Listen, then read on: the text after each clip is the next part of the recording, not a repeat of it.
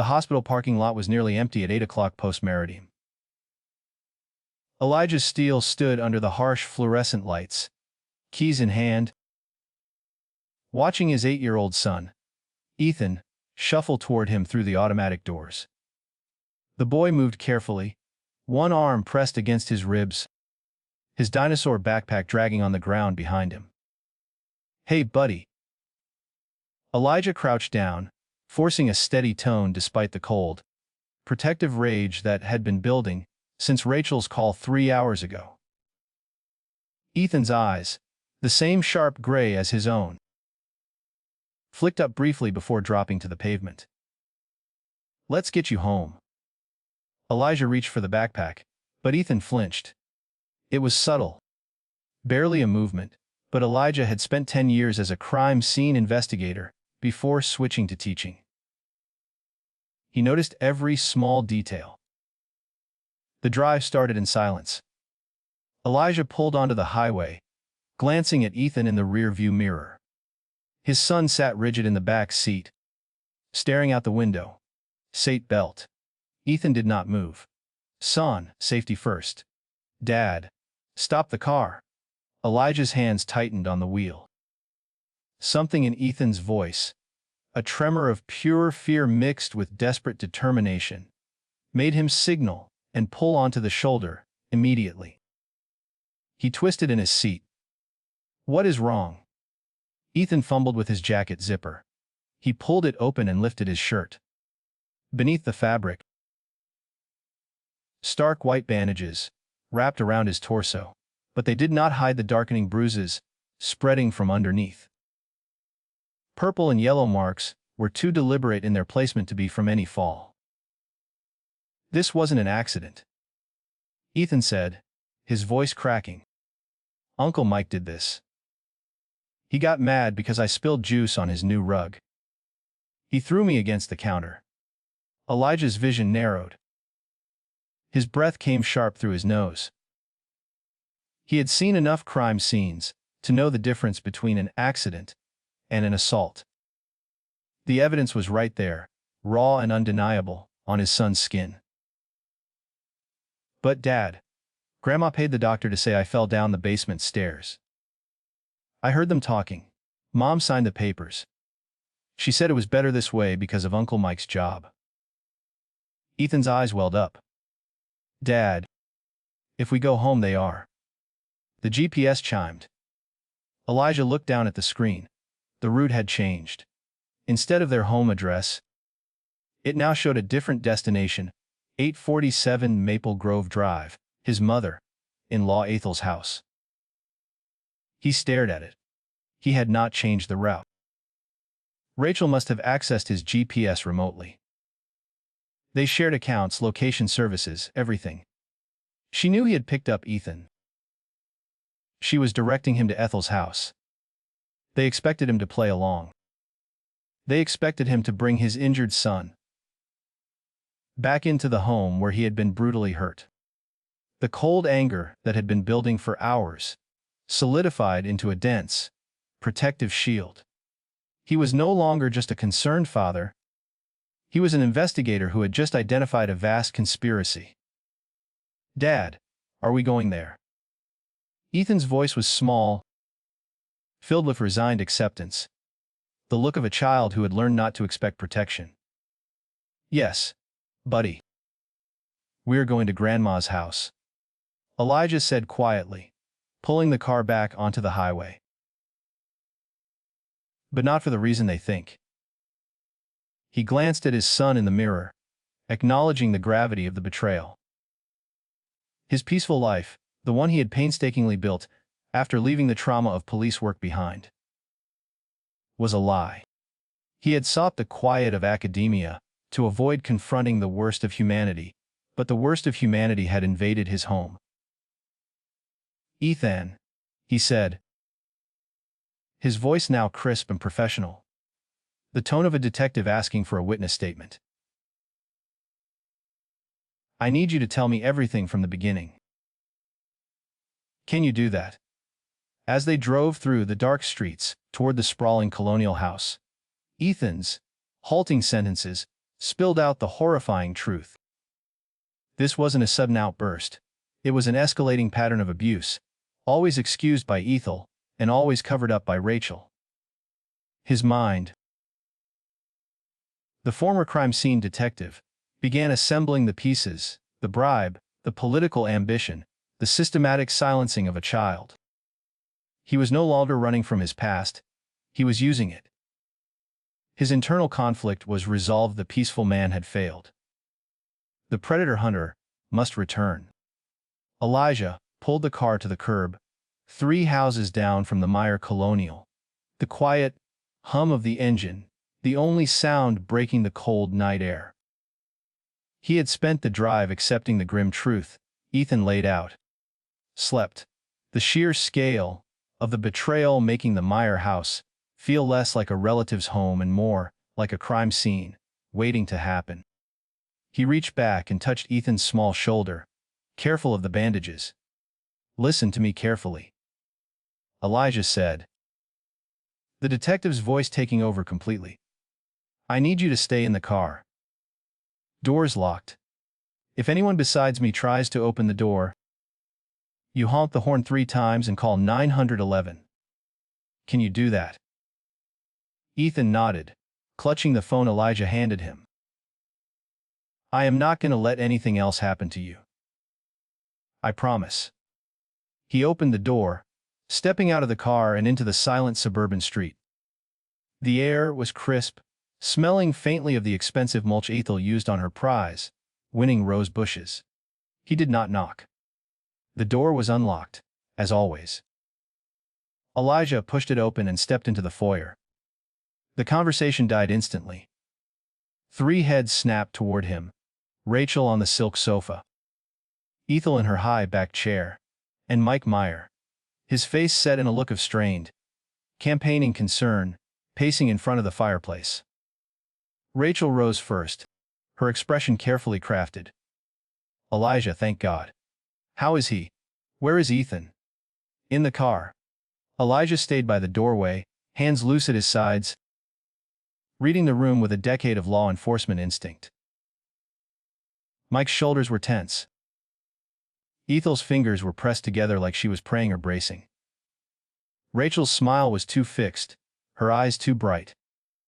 "Well, bring him in," Ethel commanded, her voice edged with impatience. Poor thing must be exhausted after his ordeal. "What ordeal was that?"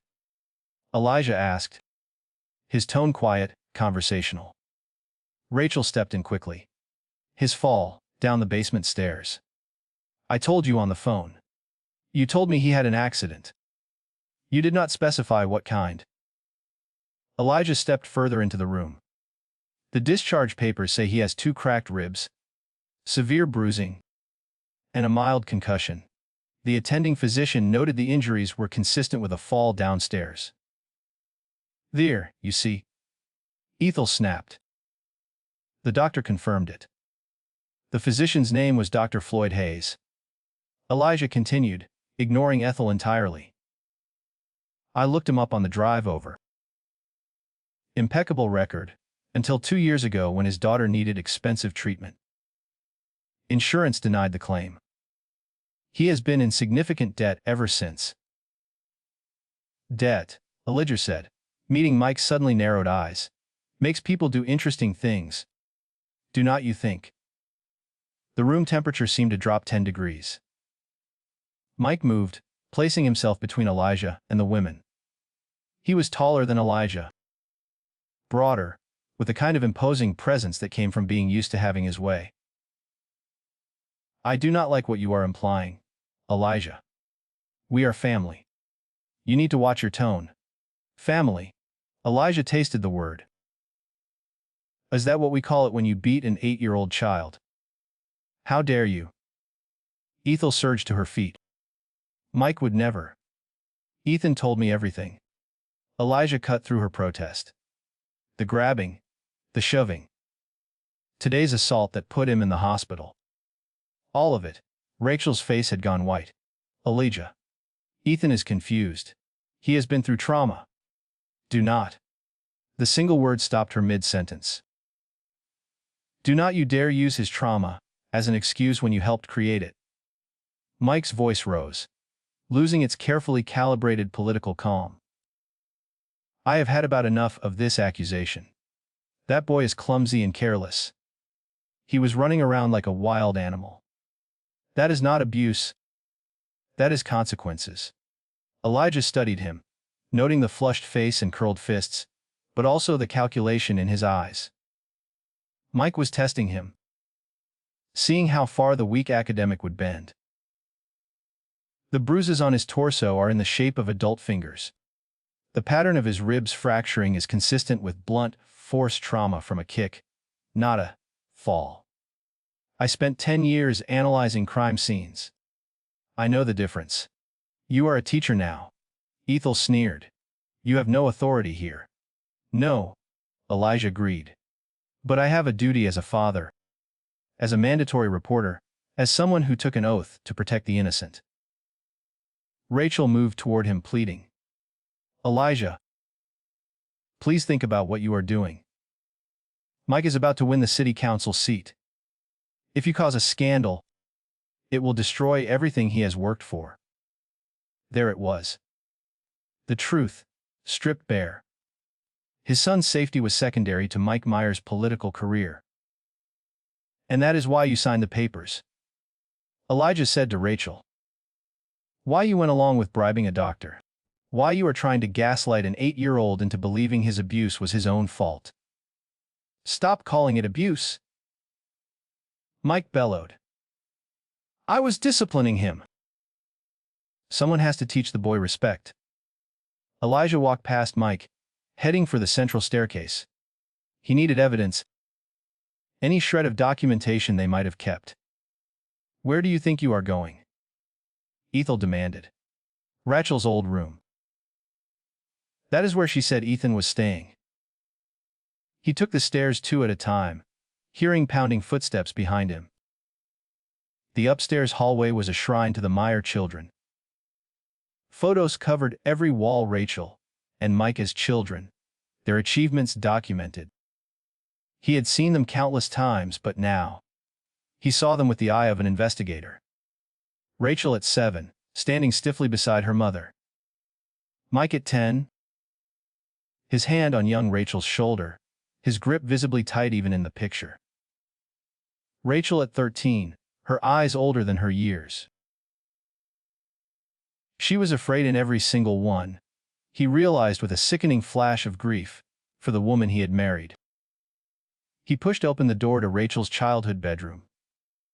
It was a museum of pale pink and white. On the small desk was an extensive first aid kit. He opened it. Bandages, antiseptic, pain medication, bruise cream, all recently used. Rachel stood in the doorway, breathing hard. Elijah, stop! You are making this into something it is not. When did your brother start hurting you? Elijah asked quietly, gesturing to the photo of 13-year-old Rachel. You are afraid in every single one after age 6. And Mike is always touching you, always in control. Rachel's face went rigid. You are insane, she whispered, though her hands were shaking. Your mother knew then, too, did not she? Just like she knows now. She chose him then. She taught you to choose him too. Elijah spoke gently. Rachel, this does not have to continue. We can stop it together. We can protect Ethan. Protect him from what? Mike filled the doorway, blocking the exit. From becoming like you. Mike smiled. A cold, empty expression. You are too wrapped up in your books and your theories. Rachel knows this. That is why she brings him here. That is why she trusts me with his development. You fractured his ribs. I disciplined him. And if you try to make trouble, you will find out exactly how this town works. I have friends, Elijah. The police chief is supporting my campaign. The district attorney's wife is on my volunteer team. Dr. Hayes is not the only professional who understands how to be flexible with documentation. Who do you think people will believe? The college professor with a history of anxiety issues. Elijah walked past him, down the stairs, ignoring the raw hatred in Mike's voice. He would not engage in a physical fight that would destroy his case. He walked past Ethel, arms crossed, and out to the cold night air. Ethan was still in the car, phone clutched in his hands. As Elijah slid into the driver's seat, the boy's entire body relaxed. "Are we going home?" "Yes, buddy. We are going home."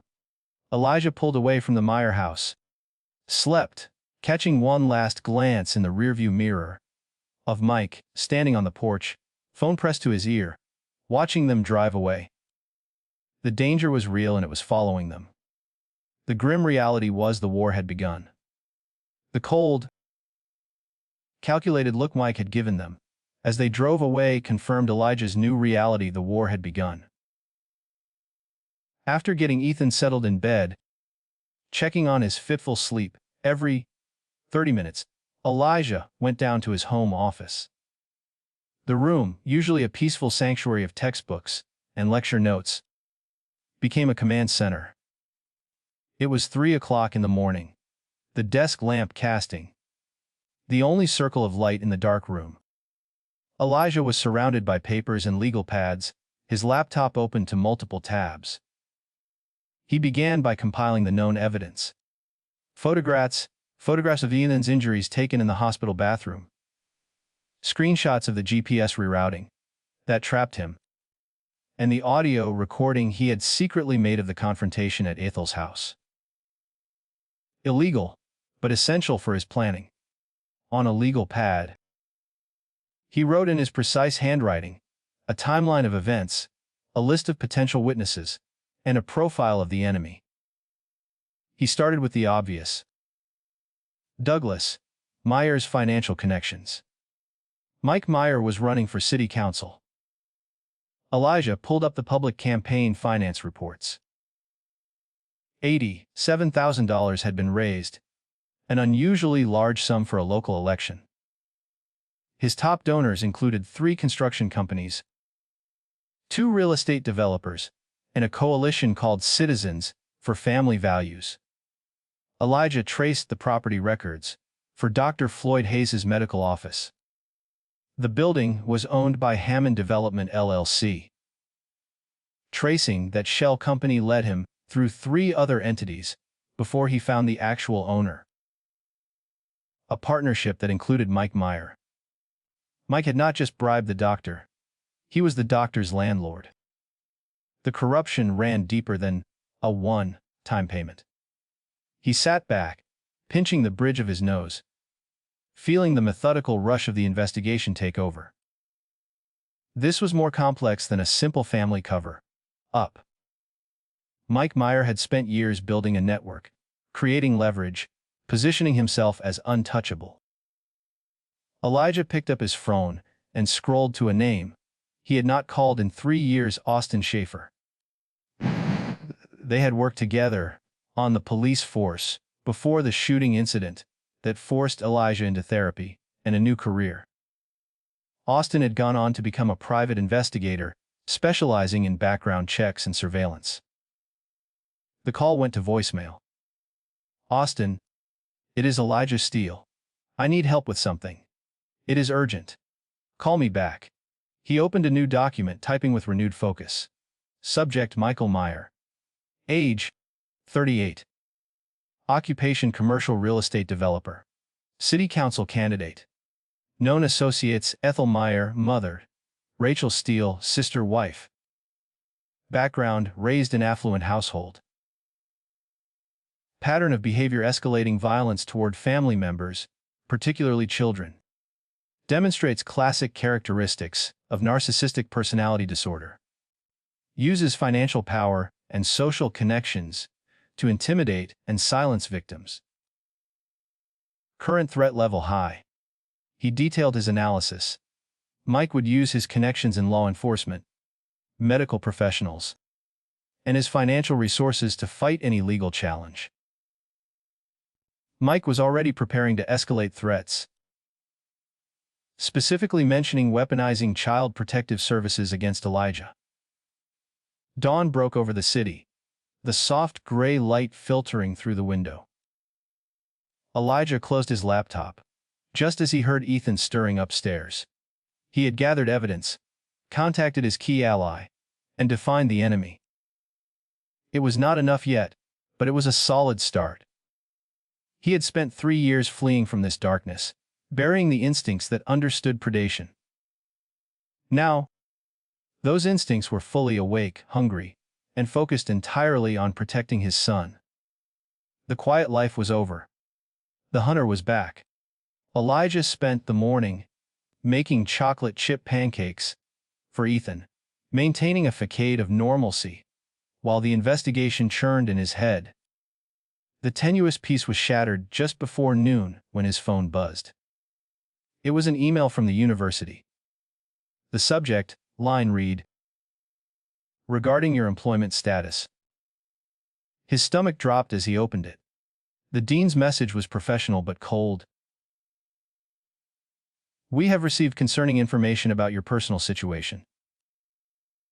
Given the nature of the allegations and the need to protect the university's reputation, we are placing you on administrative leave pending an internal review."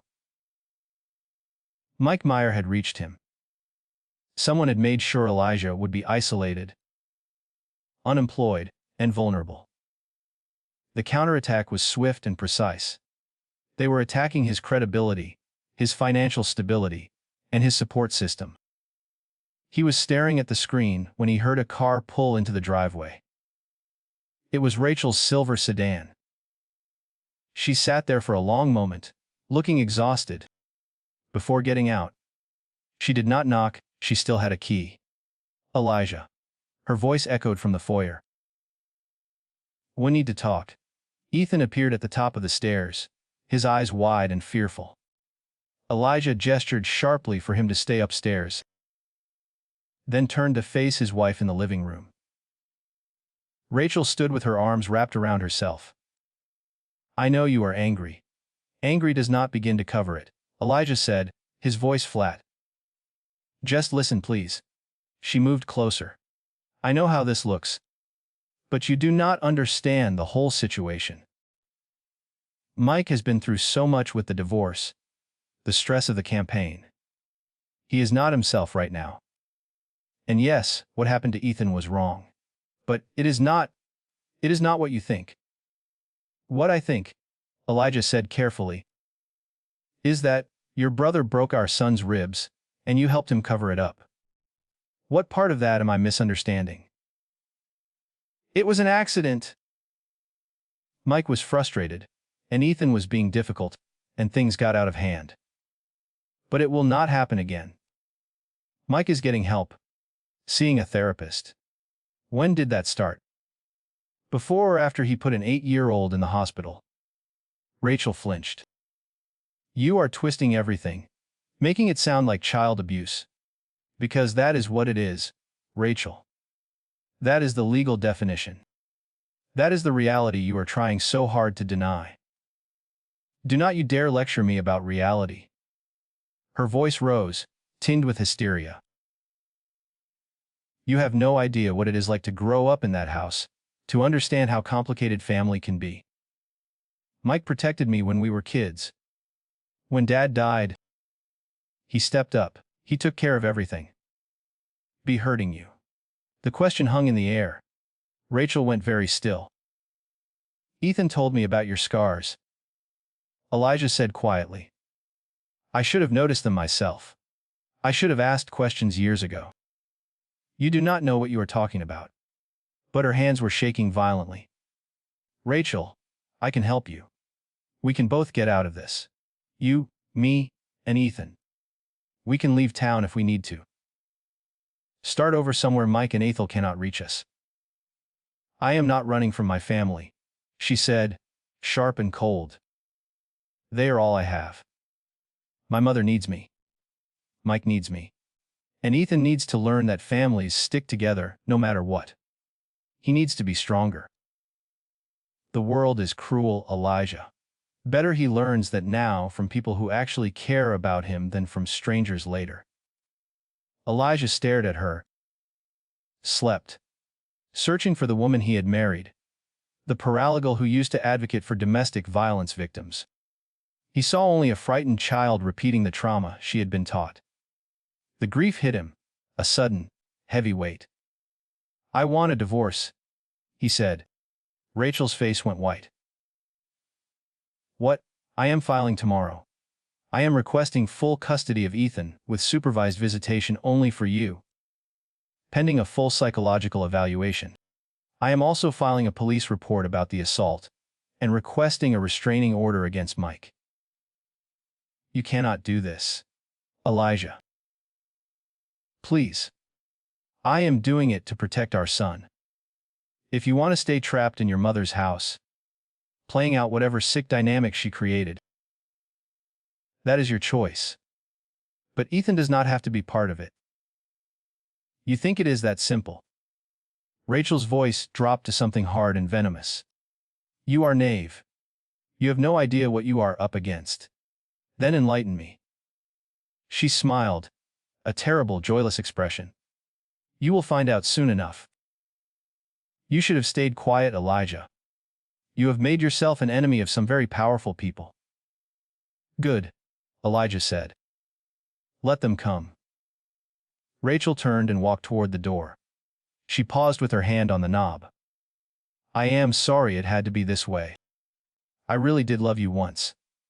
But you were never as important to me as my family." After she left, Elijah stood alone in his quiet, now hostile living room. Upstairs, he heard a quiet sound. He climbed the stairs slowly and found Ethan curled up on the landing, where he had heard everything. "It is just us now, is not it?" Ethan whispered. Elijah sat beside him and pulled him close. "Yes, buddy. It is just us. I am scared. Me, too. But we are going to be okay," Elijah promised. He held his son tighter, the fear subsiding, replaced by the grim determination of a man who now knew exactly what he had to lose.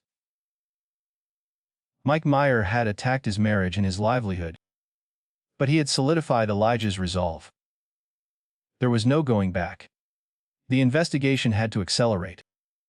With the divorce papers filed and the university threat neutralized by sheer indifference, Elijah focused entirely on building his case. He needed more than conjecture and personal testimony. He needed leverage Mike Meyer could not spin away. Austin Schieffer came through on day 2 with preliminary information. They met at a diner across town. The smell of burnt coffee and frying bacon a stark contrast to the grim contents of the folder Austin slid across the table. "You were right to be worried. Mike Meyer is connected to some seriously questionable operations," Austin said. Elijah opened the folder. Inside were printouts of financial records and property transfers. The construction companies donating to Mike's campaign were listed. 3 of them have been flagged for serious safety violations, Austin explained, tapping a page. Citations that mysteriously disappeared. Mike sits on the zoning board that approves their projects. The corruption deepened. Austin confirmed that Mike's mother, Ethel Meyer, owned a halfway house for juvenile offenders through a non-profit called Second Chances Foundation. "It gets state funding," Austin said. "The money mostly goes to administrative and facility management costs. Guess who owns the facility management company? Mike." Elijah studied the documents. "It is a shell game. State money goes to the non-profit, which pays inflated fees to Mike's company, funneling money back to Ethel." He had found the weakness: systemic financial fraud. But Austin warned him, that is white-collar crime. It will take years to prosecute, and Mike will blame subordinates. You need something personal, something public. Austin also provided details on Mike's ex-wife, Kristen, who lived 40 miles away. The divorce records were sealed, and she had signed a massive non-disclosure agreement in exchange for a large settlement. Her lawyer implied She would be willing to break the NDA under certain circumstances. Austin noted. They discussed the potential existence of other victims. Slept. Austin had dug into the Second Chances Foundation and found 3 families who had complained their kids were mistreated there. All complaints were dismissed. One mother, Lucia Booker, had been trying to get someone to listen for 2 years after her son claimed staff members were physically abusive. They weaponized the system against her, just like they are threatening to do to you, Austin observed. Elijah made a note to talk to Lucia. As they finalized their plan, slowly building a case, finding more witnesses, Elijah's phone rang. It was an unfamiliar number. He answered. Mr. Steele. This is Vanessa Meyer. Elijah went very still. Vanessa, Mike's 15-year-old daughter. How did you get this number? From my mom's phone. She does not know I am calling. I heard what my dad did to your son. I heard you are trying to stop him. He has done this before, not just to me. There are others. Kids at my grandma's place at the foundation. Her voice shook. I want to testify against my father, against my grandmother. But I cannot do it alone. Vanessa, I want to help you, but I need you to be safe. If your father finds out, I know the risks. I have been researching. I found a lawyer who says contracts signed by minors under duress might not be enforceable. But I need you to hurry. My dad just filed a motion to get full custody of me. He told my mom that you are causing problems and he needs to secure his assets. Her voice dropped to a whisper. I am an asset, Mr. Steele, and he is moving to take me away from the one person who might protect me. When is the hearing? Elijah asked, his mind racing. 2 weeks. 2 weeks. His meticulously planned campaign of financial exposure and legal pressure was useless. Mike was escalating, preparing to silence a key witness and solidify his control. Methodical was too slow. Vanessa, I need you to promise me something. Elijah said, his voice firm. Do not do anything yet. Just stay safe for 2 weeks. What are you going to do?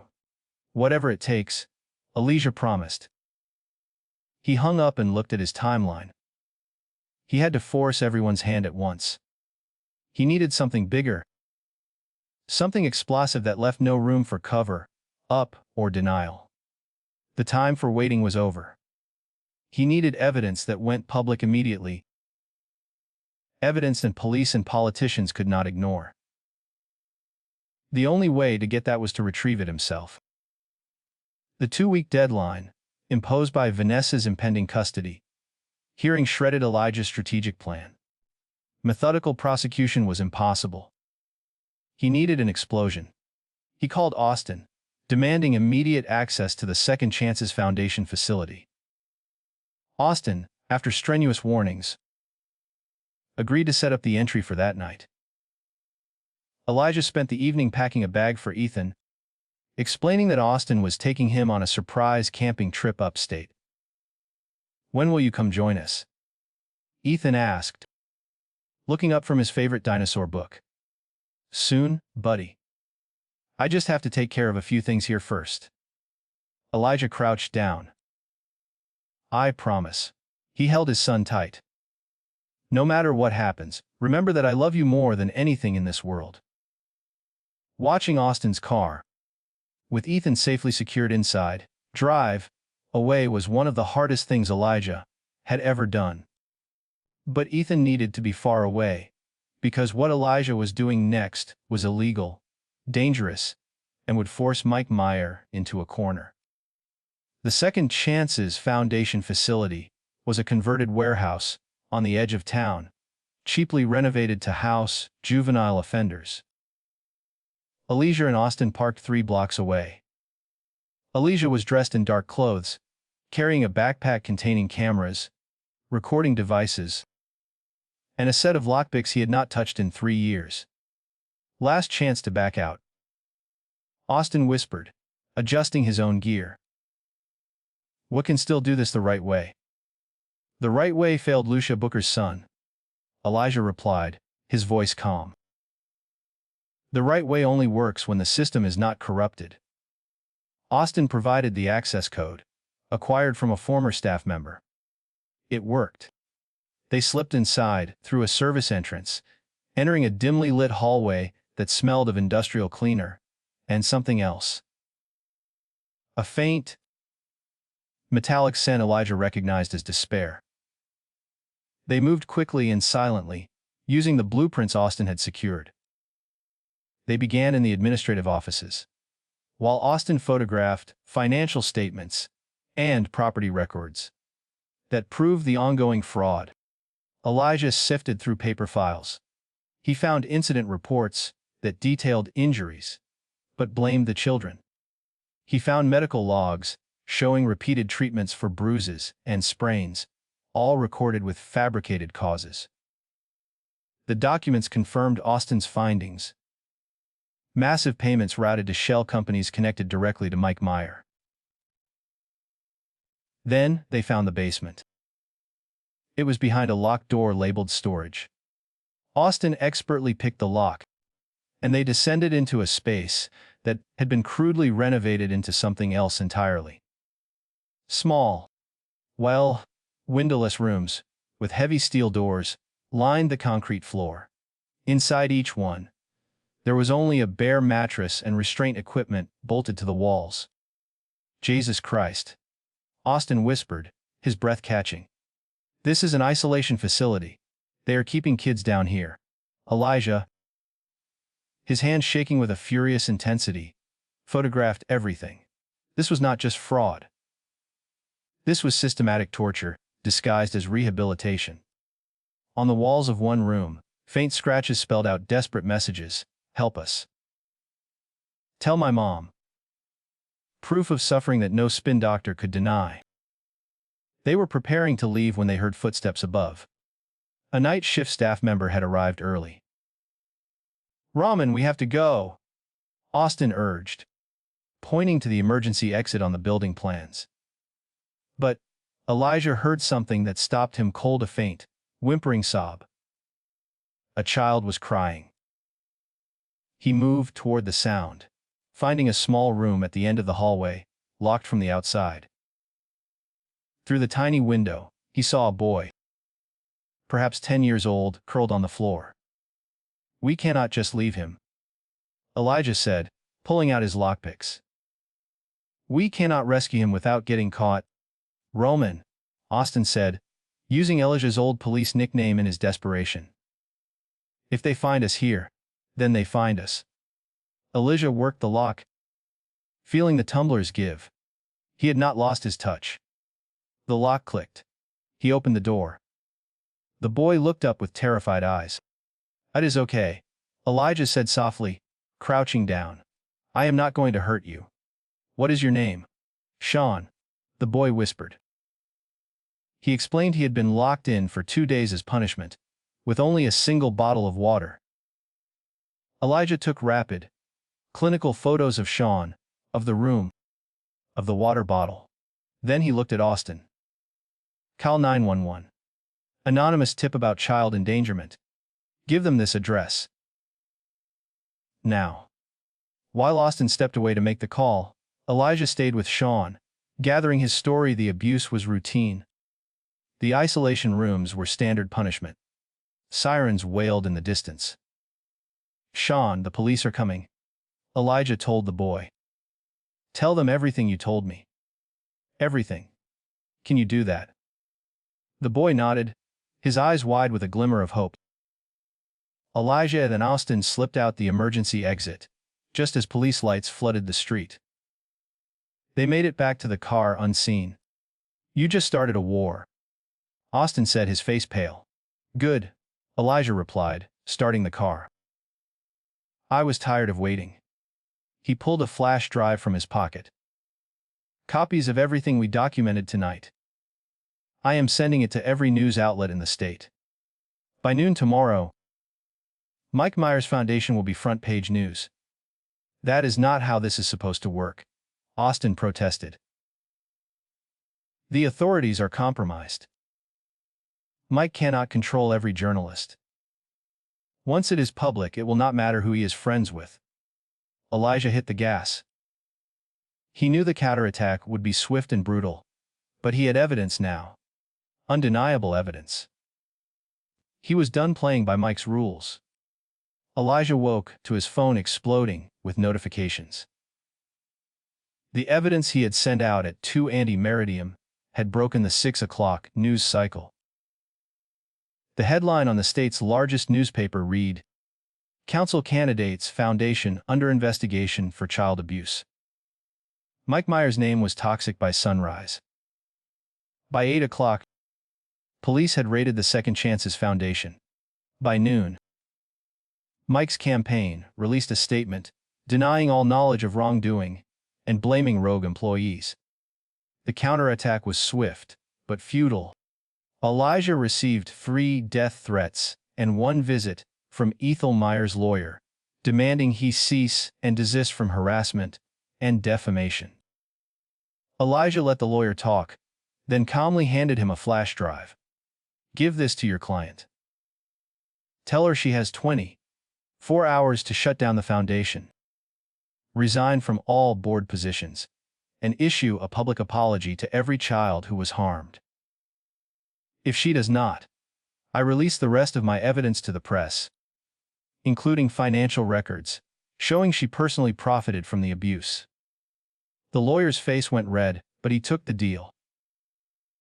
Elijah checked on Ethan, who was upstairs wearing headphones, trying to ignore the chaos below. Elijah's heart ached, knowing the emotional damage was still fresh. His phone rang. "Rachel, what do you want?" Elijah asked, stepping into the hallway. "I want you to stop." Her voice was thick. "Elijah, you have destroyed everything. Mike is finished. The foundation is being shut down. Mother is facing criminal charges. Everything your family built was built on the backs of abused children." Elijah said coldly, "I do not have any sympathy." "What about sympathy for me? For your wife? You stopped being my wife the moment you chose them over Ethan. I never chose. You do not understand what it is like to be caught between. I understand perfectly." Elijah cut across her. "You were abused. You are still being abused. And instead of breaking the cycle, you are perpetuating it. That is on you, Rachel. Not on Mike. Not on Ethel. On you." Silence. "I am filing the final divorce papers today," Elijah continued. "Given what has come out about your family, I do not think any judge will have trouble granting me full custody with supervised visitation only. I will fight you. Go ahead. Every bruise, every lie, every bribe. Is that really what you want?" Quietly, Rachel said, "I hate you." "No, you do not. You hate yourself." Rachel hung up. Elijah stood in the hallway, feeling the weight of the past week crushing down on him. He had won the war of public opinion. But the personal conflict was still unresolved. He knew Mike would not accept this defeat. Mike had nothing left to lose, and cornered predators were the most dangerous. The answer came at 4 o'clock post-Meridium, when Austin called with an urgent warning. "Mike is on the move. My contact at the police department says he has been asking questions about you. Your schedule, your routines, where you take Ethan. Let him come," Elijah said, his heart pounding, not from fear, but from readiness. "I am serious, Elijah. This guy is dangerous. I am counting on it. Austin, I need you to do something for me. I need you to make sure Ethan is somewhere safe. Somewhere Mike cannot find him. Can you keep Ethan safe or not?" Austin paused. "Yes. I have a friend with a cabin upstate. No one knows about it. I can take Ethan there tonight." "Do it. And Austin, if something happens to me, you have copies of everything. Every piece of evidence, every recording. You make sure Ethan gets justice." Elijah spent the twilight hours double. checking the security cameras and preparing the house. He had hidden recording devices throughout the living room. He was calm, focused, accepting the inevitability of the final confrontation. At 9 o'clock post-meridium, a car pulled up outside. Elijah watched through the cameras as Mike Meyer got out, walked calmly to the front door, and knocked. Mike looked terrible, unshaven, eyes bloodshot, his suit rumpled. But the cold, focused rage in his expression was terrifying. Elijah took a deep breath, checked the recording devices, and answered the door. "We need to talk," Mike said. "There is nothing to talk about." "Let me in, Elijah. Unless you want your neighbors to hear what I have to say." Elijah stepped aside, letting Mike enter. He stayed near the door. Mike walked into the living room, looking around. "Where is Ethan?" "Safe. Far away from you." "Smart. I underestimated you, Elijah. I thought you were just some weak academic who would fold under pressure." Mike sat on the couch, uninvited. "I was wrong. I came here to offer you a deal. You withdraw your divorce petition. You stop cooperating with investigators.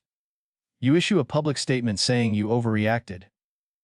In exchange, I leave town. I disappear from your life. And if I say no," Mike's smile was sharp and menacing, "then I do what I should have done from the beginning. I eliminate the problem." "Is that a threat?" "It is a promise. You think you have won. You are forgetting something important. Elijah, I have nothing left to lose. My career is over. My reputation is destroyed. So what is stopping me from just ending this? From making sure you never testify? Never cause me another problem? You want to know what is stopping you?" Elijah said quietly. "The fact that every word you have said in the past 2 minutes has been recorded by 5 different devices hidden in this room. The fact that if you lay one hand on me, you will spend the rest of your life in prison instead of just facing financial crimes." Mike's face went white, then red with instantaneous rage. "You are recording this conversation. Just like I recorded the conversation at Ethel's house. The one where you threatened to weaponize Child Protective Services against me. The one where Rachel admitted to bribing Dr. Hayes. I have all of it, Mike. Every threat, every admission." Mike lunged. But Elijah was ready. He sidestepped, letting Mike's momentum carry him into the wall. Elijah moved in close, attempting to immobilize Mike's arms using his old training. "Stop," Elijah said firmly. "It is over. You have lost." But Mike twisted, breaking free and swinging wildly. His fist connected with Elijah's jaw, sending pain exploding through his head. They grappled, crashing into furniture. Elijah had training, but Mike had rage and desperation, fueled by years of unchecked power. They traded blows until Mike grabbed a heavy lamp and swung it at Elijah's head. Elijah ducked, the lamp shattering against the wall. The movement left him momentarily exposed, and Mike tackled him to the ground, hands clamping around Elijah's throat. "I am going to kill you," Mike growled, his face inches from Elijah's. "And then I am going to find Ethan." Elijah drove his knee up into Mike's stomach. Breaking the grip, he rolled away, gasping for air, and his hand closed around a piece of the broken lamp's metal base. He could end it now. One stripe to Mike's head. Self-defense. But as he looked at Mike sprawled on the floor, Elijah realized he did not want to be a killer. He did not want Ethan to know his father took a life. That was not the victory he needed. Instead, Elijah pulled out his phone and called 911. "I need police at 420 3 Oak Street immediately. Mike Meyer has broken into my home and assaulted me. He has made threats against my son's life. I am holding him until you arrive." Mike laughed, a bitter, broken sound. You really think they will arrest me? This is not how it ends. I do not know, Elijah admitted, gripping the phone. But I know it ends with you never hurting another child. That is enough. The police arrived within minutes. To Elijah's surprise, they arrested Mike, citing the recorded threats and the visible evidence of assault. The lead officer, Charles Lewis, pulled Elijah aside. Not everyone in the department was friendly with Meyer, Mr. Steele. We never had enough evidence. What you did was risky. But it was brave. Elijah watched them lead Mike away in handcuffs. The man who had terrorized his son, reduced to a suspect in the back of a police car. It should have felt like victory. Instead, Elijah only felt profoundly tired. He called Austin. It is done. Mike is in custody. You can bring Ethan home tomorrow. Austin asked, Are you okay? Elijah looked around his destroyed living room. Broken furniture, blood on the carpet. The wreckage of his life finally externalized. I will be. After Mike Meyer's arrest, the long, painful process of seeking formal justice began. The trial took 8 months to prepare. During that time, Elijah's life slowly began to rebuild. The university reinstated him after reviewing the public evidence and issued a quiet public apology. He went back to teaching forensic science, though he found a new purpose in his lectures. The divorce from Rachel went through quickly. She did not fight the custody arrangement. Too consumed with her own legal troubles, she was granted immunity in exchange for testifying against Mike and Ethel. But the process of confronting her past was destroying her. She entered a trauma treatment facility, asking not to see Ethan until she had fixed herself. Elijah left the door open, but made no promises to his son about her return. Mike Meyer's daughter, Vanessa, became a regular visitor to their home. She had been freed from her father's custody and was living full time with her mother, Kristen. Vanessa, along with Lucia Booker, broke her non-disclosure agreement to testify, and her courage inspired other victims to come forward. By the time the trial started, prosecutors had testimony from 17 different victims spanning 15 years. The courtroom was packed on the first day. Elijah sat in the gallery, Ethan beside him. The boy had insisted on being there, wanting to witness justice. Mike Meyer was led in, wearing a bland orange jumpsuit, his hands cuffed. He looked smaller, diminished. Ethel Meyer sat at the defense table beside him, her expression a mask of cold fury. The trial lasted 3 weeks.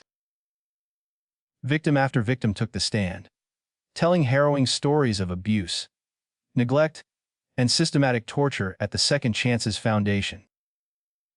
Medical experts testified about the extensive injuries. Financial experts detailed the fraud. And Elijah provided the final recordings that proved Mike and Ethel had knowingly engineered the cover-up. The defense tried every tactic in the book, attempting to paint Elijah as an obsessed ex-husband and the victims as troubled liars, but the evidence was overwhelming. On the final day of deliberations, Elijah took Ethan to the park. They sat on a bench eating ice cream, watching other children play. Dad, Ethan asked, licking his cone. What happens if they say Uncle Mike is not guilty?